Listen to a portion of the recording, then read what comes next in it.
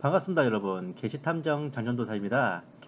오늘 이제 중공특무비사 11번째 이야기입니다. 제목은 중공특무 내외선 공작 방법이라는 제목입니다. 여기에서 이제 중공특무들의 좀 실무적인 이제 공작 양상이 벌어집니다. 이제는 뭐 누군가의 회고나 회상 증언도 아니라 정말 제대로 된 설명문이에요. 보시면 이런 개쓰레기 새끼들이란 말이 아마 절로 나오실 수도 있어. 예. 한번 극 속으로 들어가 보겠습니다.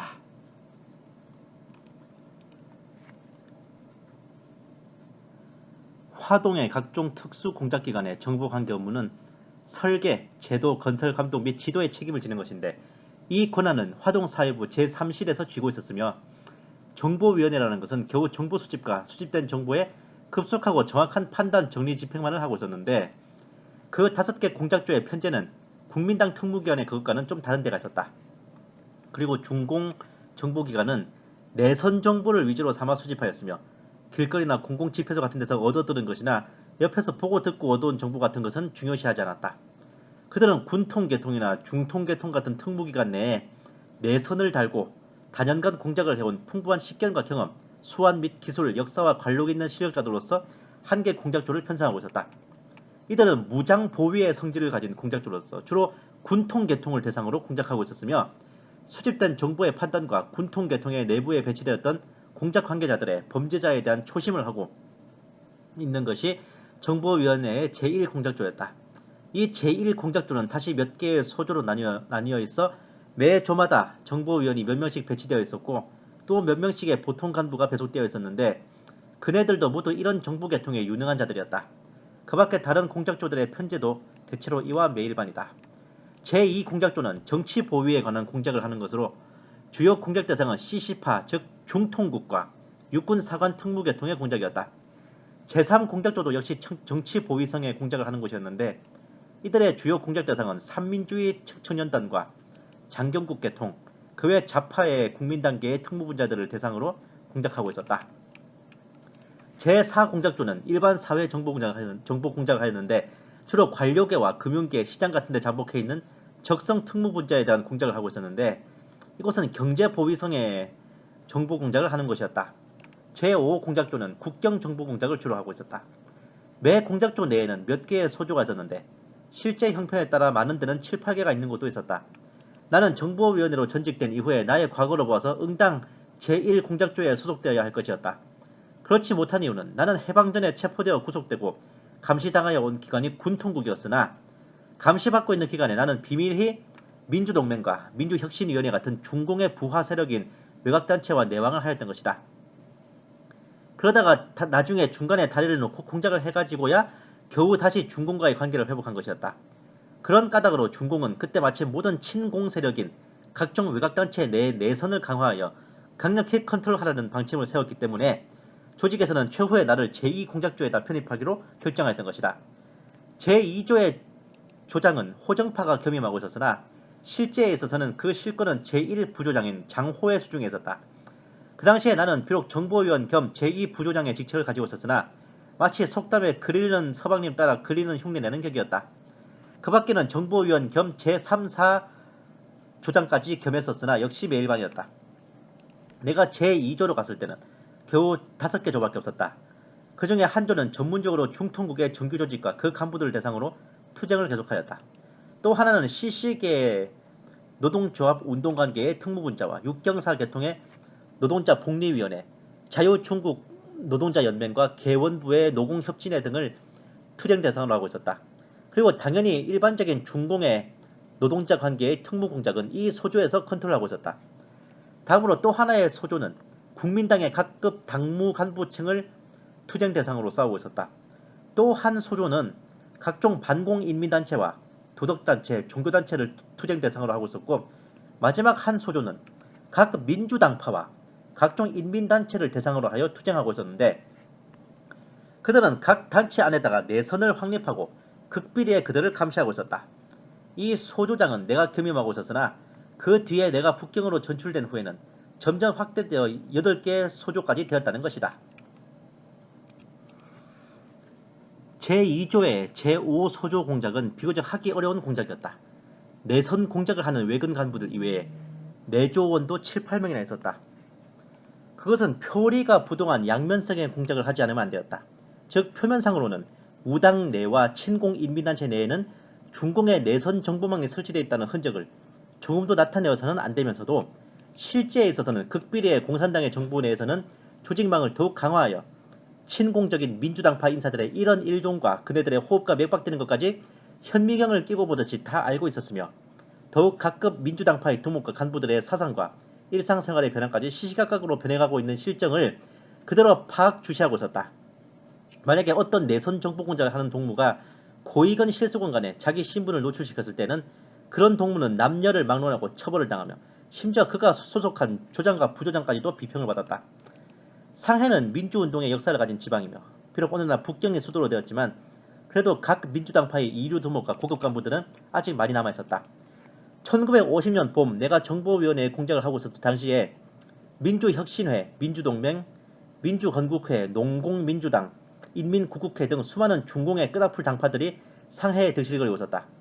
어떤 것은 상해판사처, 또 어떤 것은 혼영구 임시공작위원회, 또 어떤 것은 화동구 임시공작위원회라는 간판을 붙여놓고는 그 밑에는 단순히 상해시 당무기구만을 두고 있었다.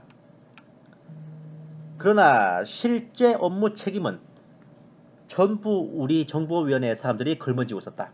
민혁이나 민맹, 민건 같은 당파에서 몇 명의 간부와 당원들을 보유하고 있었을 뿐으로 그 밖에 무슨 당 무슨 회라는 것은 당수나 회장 한두 사람 외에는 당원이나 회원이란 그림자 하나 구경할 수 없는 유령단체였던 것이다. 그러나 중공으로부터 간판을 거는 것을 허락받은 민주당파의 두목들은 상해시를 활보하며 마음대로 사기 협잡을 해먹고 있었다. 중공당국은 세상이 다 알다시피 유물변증법의 광신도들이었으므로 인텔리 유물론자들은 절대적이라는 것을 믿지 않았다. 그러므로 그네들은 근본적으로 인간이라는 것을 믿지 않았으며 심지어는 자기네 여편네와 자녀들까지도 서로 믿지 못하였다. 그래서 그들은 당시 노간부에 대하여서도 매일반으로 절대적인 신임을 하지 않았다. 그렇기 때문에 그들이 일시적으로 이용 가치가 있다고 해서 이용하려는 그 끈아풀 당파들은 근본적으로 믿지 않고 있었다. 그러나 어리석은 것은 중국의 소위 인텔리겐차였다. 민혁, 민생, 민건 등등의 끈아풀 당파들은 결코 노동자 출신들이 아니었으며 거의 전부가 지성을 자랑하는 지식인이었다. 그러나 소위 이지가 발달된 지식인들은 근본적으로 공산주의의 생리와 생태를 모르고 중공이 그 무슨 자기네들에게 큰 기대나 걸고 있는 것과 같이 착각과 오신을 하고 제멋에 겨워 자기 도취되어 울줄대고 있는 꼴들이란 웃음이 지나쳐 불쌍하고 가엾었던 것이다. 내일의 자기의 운명을 내다보지 못하고 기고만장해서 설익은 이론 부스러기를 짓까부는 꼴이란 참으로 눈뜨고는 볼 수 없었다. 그리고 누가 당기고 누가 놓쳐지는지 줄도 모르고 그 주류에서 되지도 않는 자기 재주를 부리는 모양이란 더욱 꼴불견이었다. 그렇기 때문에 그네들은 중공의 통전부가 아직도 100% 그네들을 장악하지도 못했을 때에 사회부의 특무공작에 힘을 빌리는 것이었다. 그 당시에 상부에서 나에게 인계하여 영독해 있던 내선 관계도 거의 모두가 민혁, 민맹, 민건 분자들이었던 것이다. 더욱 민맹에 대해서는 나는 농담으로 장호에게 이런 수작을 건넨 일도 있었다. 여보, 장동무, 우리들은 민백 내에 우리들의 내선 조직망을 이렇게 많고 깊이 뿌리를 받고 있는데 그 위에 또 통전부에 내선을 설치하고 통전부가 영도하여 나가면서 서로 조회를 안 한다면 지금 민맹이 하고 있는 몇 가지의 공작은 그야말로 우리가 모두 직접 하고 있는 결과가 되지 않겠소? 그 자리에 있던 호정파도 장호도 모두 나의 견해에 고개를 끄덕이며 동의했던 것이다. 그러나 민혁 내에는 그렇게 많이 내선 공작선을 확립해 놓았으면서도 중공당국은 시종일관 조금도 그네들에 대해서는 안심을 하지 않았다. 왜냐하면 민혁의 구성문자들은 대부분이 시리의 군벌과 관료와 정객들이었던 까닭으로 국민당의 썩은 전철을 밟기가 쉽기 때문이었던 것이다. 그런 면에 있어서 그네들은 능수능란한 재주와 기술들의 소유자였기 때문에 공산당의 사회라고 그런 재주와 기술을 부리지 말라는 법은 없을 것이 아니겠는가. 상해가 중공에게 소위 해방된 뒤로 그 끈아풀 당파들 가운데서 별로 중공에게 큰 괴로움을 준 당파는 없었지만 여러가지 방법으로 콜탕을 먹였던 것이다. 처음에는 민주연군의 간판을 걸어놓고 패전한 국민정부의 중앙군들이 버리고 도망친 이권쟁탈전을 벌이고 있었다. 남경에서는 유명한 쌍포 사건 같은 것을 일으키기도 했었다. 이재심은 허둥지둥 이 사건을 수습하기 위해 주온산 주범문 등을 남하지켜 겨우 뒷수습을 하였던 것이다. 그러므로 중공은 상해의 민혁임공회 같은 데는 상부는 고급간부 오예오, 비서 유긴천 등으로부터 하급 간부는 당원, 낙봉린, 주비원, 마집남 등등에 이르기까지 수십 명을 여러가지 방법으로 조직하였던 것이다. 그리하여 정보위원회 제2부 공작조의 제5소조가 이를 영도하면서 책임자까지 한 사람씩 파견하여 두고 개별적으로 그네들과 연락해서 항상 여러가지 정보를 정확하게 수집하였던 것이다. 그네들로부터 수집하는 중요한 정보 내용은 다음 두 가지였다. 첫째로는 민혁의 조직 활동에 대한 것이었다. 상중하 각급 간부들의 개인 활동 상황과 정치 생활을 떼어놓고 사생활 일체를 포함한 것이었다. 둘째로는 국민당 특무기관과 공작원들의 정보 수집 활동에 대한 것이었다. 그러나 절대로 그네들은 단지 두 사람만의 연락 원만을 시켜서 그네들과 면접케 하여 수집한 정보를 거두어오겠다는 것이다. 그 연락원도 서로 누가 누군지 모르도록 차단을 시키고 각각 임무를 분담시켰다. 그렇기 때문에 민혁 분자들은 뭣도 모르고 더욱 중공의 특무기관의 공작기술이 얼마나 깊고 높고 치밀한 것인지도 모르고서 그네들은 자기네들 조직 동지들끼리 서로 고발하고 서로 공격하고 중상모략하면서 또 서로 감시하고 있었다. 이와 같이 민혁 조직은 완전히 중공의 정보공작 분자 및 그 몇 놈의 손에 꼭두각시같이 춤을 추고 있었던 것이다. 진건지는 상해 민혁 임공의 주임위원으로서 육인천을 그녀와 그녀의 남편이 곽춘도를 신복부하로 생각하고 비서인 그녀에게 중공은 이렇게 해서 자기네들을 골리고 통전부는 저렇게 해서 자기네들의 기분을 잡친다는 등 또는 이렇게 저렇게까지 해서 실권을 모조리 빼앗는다는 등 평소에 집안 식구들끼리 한담을 한 이야기까지 전부 그대로 중공의 정부기관으로 전달되어 들어가고 있다는 것을 꿈에도 모르고 있었던 것이다. 그네들은 꿈에도 자기네들의 신복부하인 비서가 중공의 첩자로서 꽁무니를 자기에게 돌리고 평소에 일거일동을 모조리 녹음하다시피 하여 우리 정보위원회에 보고하며 공로를 세우고 있다는 것을 알 도리가 없었던 것이다. 우리들은 이렇게 수집된 정보를 상부로 보고하는 동시에 이것을 통전부에서 이첩하여 참고하도록 하였는데 필요가 있을 때는 반드시 반응이 있었던 것이다. 그리고 만약 국민당 특무의 혐의 분자가 민혁에 침투해 들어온 것을 감싸고 보호하려고 하더라도 절대 우리 정부원들의 눈과 귀를 속이지 못하였다. 그렇기 때문에 공산당에 부하 동조하는 소위 민주당파라는 것들은 그야말로 틀림없는 중공의 끈앞풀이거나 꼭두각시에 지나지 않았다. 민주건국회라는 것도 비교적 순수한 단체였으나 역시 중공의 특무 내선이 거미줄과 같이 조직되어 있었다. 가장 우스운 자는 민주건국회 중앙이사회 이사요, 민건상해분회의 주임위원 상무이사로 있는 양위옥의 조카인 양졸부였는데 그도 해방 이후에 제2공작조의 제5소조에 흡수되었던 것이다. 그놈은 상해 민건의 전부를 송두리째로 털어내놓았을 뿐만 아니라 황연배, 냉위, 강항원, 포달섬 등 간부들의 일언일동을 전부 보고해왔던 것이다.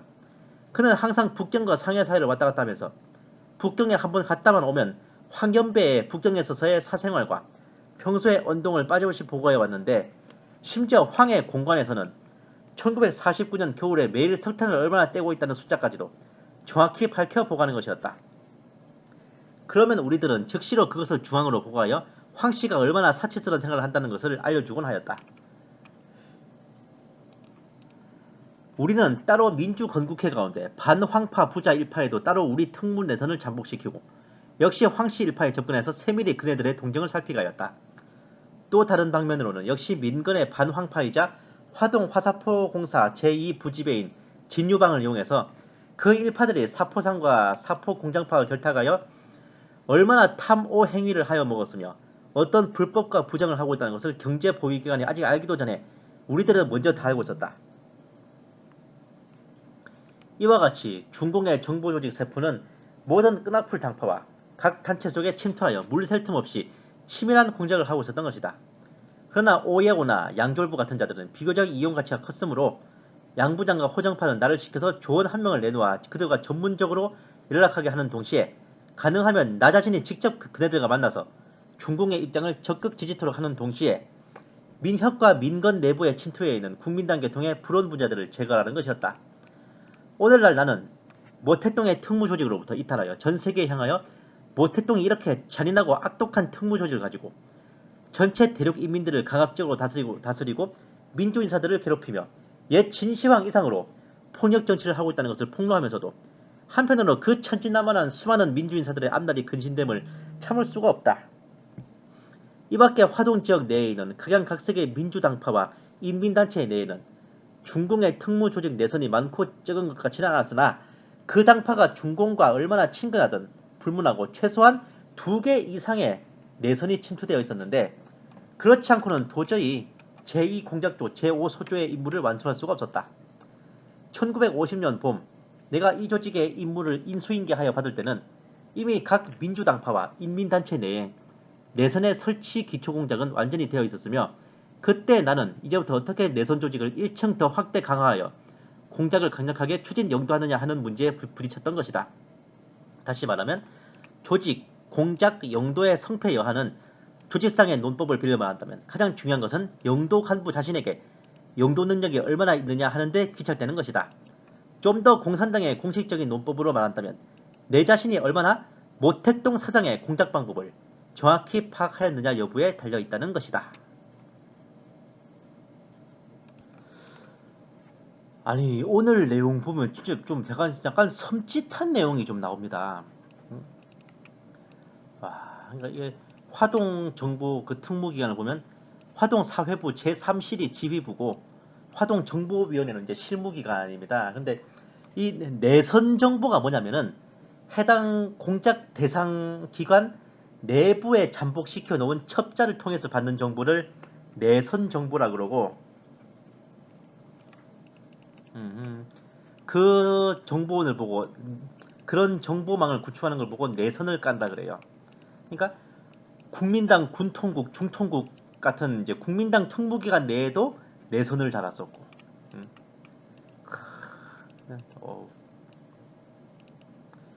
이 국민당 특무들이 잡혀오면은 이 내선 공작원들이 또 신문을 하고 이런 식으로 이제 국민당 중통국, 육군사관 특무계통에 또 내선을 달아서 작업을 하고 삼민주의 청년단 장경국계통 그 외 국민당 특무분자들 대상으로 또 내부에 내선을 깔아서 또 공작을 하고 관료계, 금융계, 시장 이런 데도 이제 내선을 깔아서 작업을 합니다. 친공 세력들, 이런 우리로 치면 종북 세력, 이제 친공산주의 세력들, 얘네들 안에도 다 그러니까 이런 중공의 앞잡이들인데도 이 조직들 안에도 내선을 다 깔아놓은 거예요. 와 보시면 이제 국민당 계열 노조 그리고 노동자 단체 이런 데도 내선을 다 깔아놓고 공작하고 있고. 그러니까 이 국민당 당원들 간부들이 도망 못 간 게 이런 내선 조직원들 때문에 그랬던 것 같아요. 반공 인민단체, 도덕단체, 종교단체에도 내선들 깔고 이 민주당파가 뭐냐 그러면요.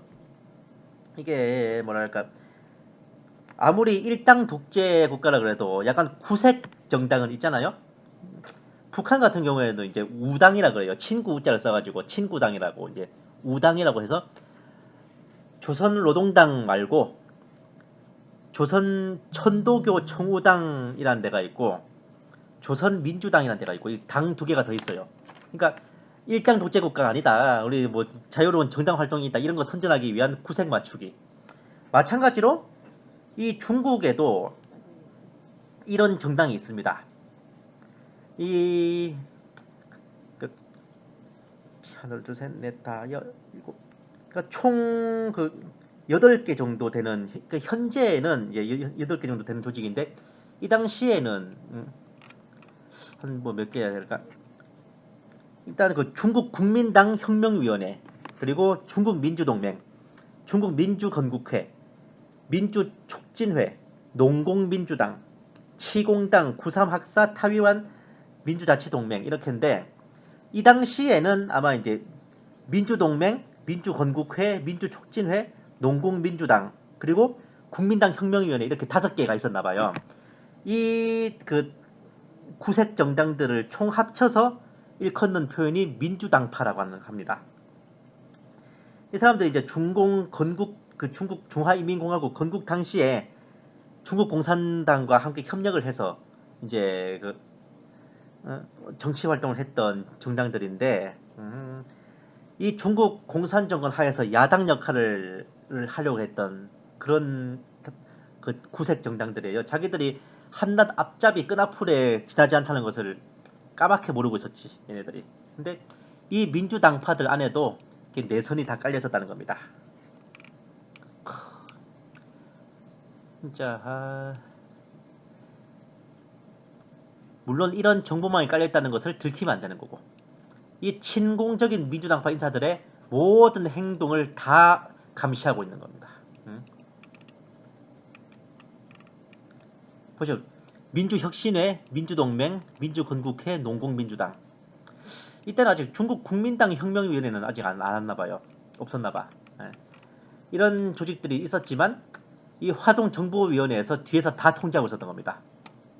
근데 이 진한파가 보기에도 이 사람들이, 이 민주당파의 두목들이 사기 협잡질을 한다고 표현하는 걸 봐서는 이게 행동들이 좀 그랬나 봐요. 이 사람들도. 공산당은 절대로 인간을 안 믿는다. 그런데도 이 얘네들은 공산주의의 생리와 생태를 모르고 단단히 착각을 하고 있었던 거죠. 뒤에서 누가 이제 통제하는 줄도 모르고. 이 민주당파들은 지금도 있어요. 지금도 이제 중국의 우리나라 국회에 해당하는 중국의 그 전국인민대표대회에 이제 일정 비율 의석을 이제 가지고 있습니다.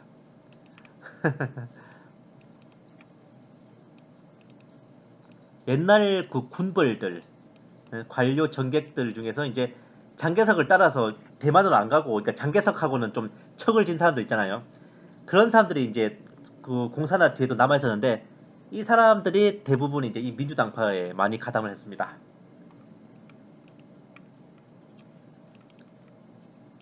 그 중에서 국민당 출신들은 이제 중국 국민당 혁명위원회라는 것을 조직했고, 나머지 이제 국민당 계통이 아닌 사람들은 뭐 나머지 이제 뭐 민맹, 민건 이렇게 나머지 다른 민주당파를 구성하고 있었죠.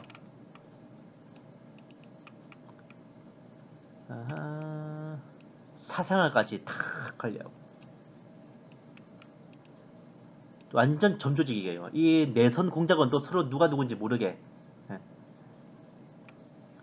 그런데다가 이 민주당파 당원들은 서로 이제 그 공산당에 잘 보이려고 서로 이제 붙어 싸우고 그러잖아. 완전 우파 분열이지. 예. 이랬던 겁니다. 정말 여비서와 그 비서의 남편이 전부 중공 첩자야. 미쳐불죠. 진짜 딱 정확하게 말하죠. 공산당에 부하 동조하는 소위 민주당파라는 것들은 중공의 끈앞풀이거나 꼭두가시에 지나지 않다. 중공의 특무 내선이 안 돼 있는 데가 없습니다. 심지어 이 주요 간부들, 이거 지도급 되는 사람의 이런 겨울에 석탄 떼는 그 통계까지도 보고할 정도면 말도 안 거지. 게다가 이제 이런 민주당파 인사들의 비리 내역들을 다 그냥 수집하는 겁니다. 털어서 먼지 안 나는 사람 어디 있어.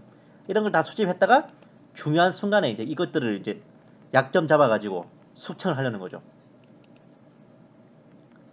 아휴, 진짜.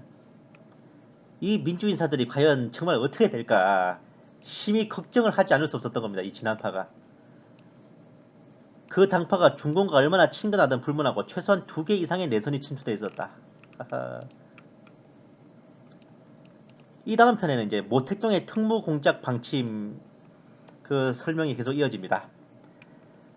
중공 특무비사 12부 모택동의 공작 방법을 기대해 주십시오. 감사합니다. 게시탐정 정전도사였습니다.